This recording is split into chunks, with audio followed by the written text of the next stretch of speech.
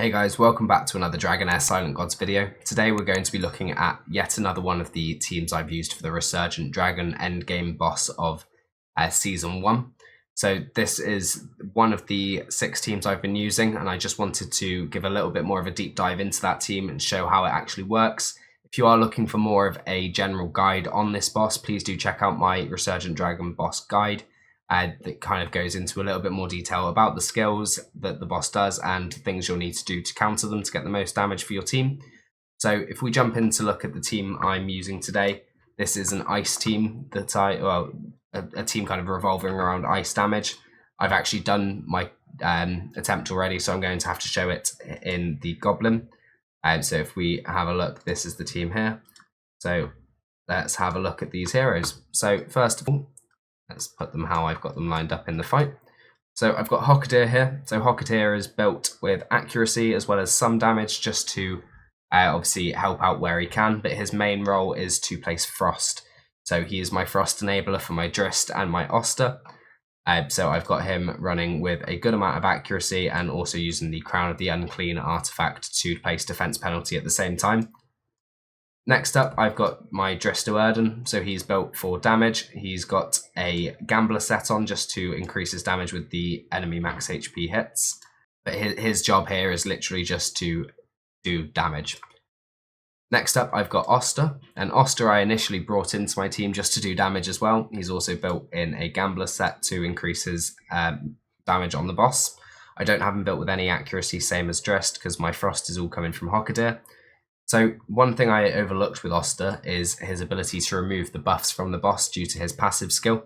So every time this triggers, he's going to boost his ultimate energy and therefore remove a stack from the boss. However, I do have this covered through 2 other heroes in my team, so this is just an added extra just to make it even easier.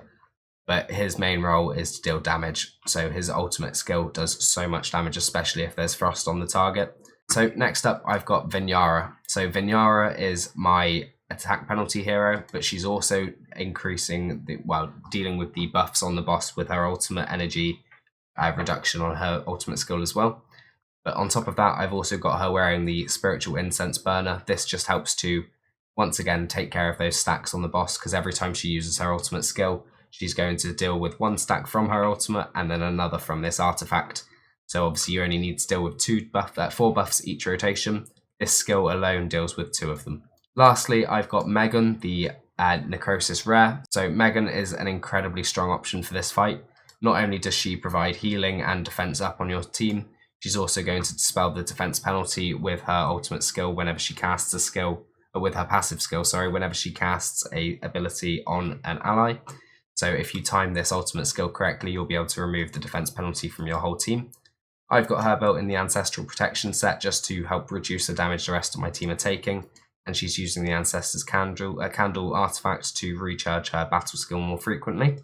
The reason for that is her battle skill is a ultimate energy recharge for one of your allies, so she's going to help deal with those buffs incredibly frequently, once every 10 seconds, and obviously then that's further boosted by the artifact as well.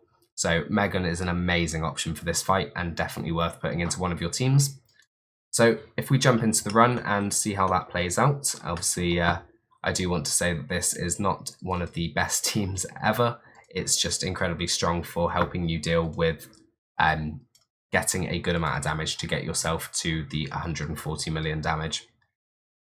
So in terms of this fight, my damage dealers are left to do their own thing. As with all of the teams I've used, I don't want to spend hours manualing 5 full heroes each run, but I don't mind manualing a couple. So I've got my Megan using her ultimate skill just after the boss does its defense penalty.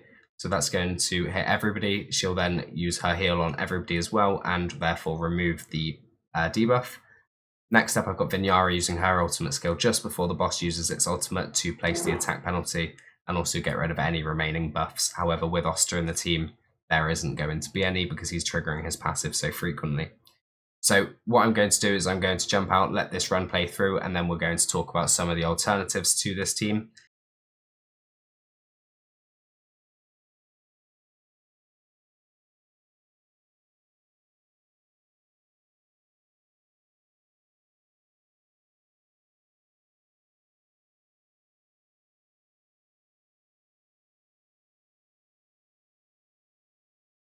And there we go. As you can see, that the boss or the run is coming to an end. It did survive for the entire 8 minutes fight. Obviously, in terms of the damage, 70 million is halfway towards the 140 million damage requirement for each day for the top rewards. Obviously, the more you can get, the better you're going to place on the challenge leaderboards. So keep that in mind. If you can do better than this, please do. In terms of replacements for these heroes, there are some people or some heroes who you could bring in. So if we have a look at the frost element as first. So my Hockadeer, like I said, he's literally just there to enable frost. There are lots of options who you could use here. So you could use a hero such as Rava. So Rava's a really popular option for placing frost. As well as that, obviously in terms of damage, I'm using Drist. You could use Usher the rare. She does incredibly strong damage and arguably would be potentially better here. But I do like Drist. I think he's a bit undervalued for what he is. Don't get me wrong, he's not the strongest legendary in the game, but Usher would be a great replacement here if you don't have him. There are a few other notable epics who you could mention. Obviously, in terms of damage, there are several options, but if you're looking to deal with the boss in general, having somebody like Gardrus who can place attack penalty is incredibly strong. He also does recharge speed penalty to help keep the boss a little bit slower, just to slow down the fight and allow you to rotate your cooldowns faster. As well as that, he has a chance to immunize debuffs that are inflicted on him. Every time that happens, he does recharge his ultimate energy by 25%. So as long as you don't have block debuffs or, debuff immunity, and you don't have a resistance on him, this will help to deal with the buffs that the boss is placing. So he is an incredibly strong option for this if you do need somebody to help deal with the buffs and keep your attack penalty on the boss. In terms of obviously the legendaries, there are some great options. If you're looking for support, you could get rid of Megan and run somebody like Philosia instead of, you could use Elisabri as well. There are great options, obviously, especially when it comes to damage. People like Hevatar do insane damage. So yeah, just keep that in mind when you're building a team here. If you are using a Frost team, this is kind of a great basis that you can form it around. Megan obviously being a key role here. She is so good at dealing with the buffs on the boss while also keeping your team alive and dealing with the defense penalty. So that is all for this video today, guys. Thank you very much for watching. If you are enjoying the content I'm putting out, please do remember to like and subscribe, and I'll see you in the next video.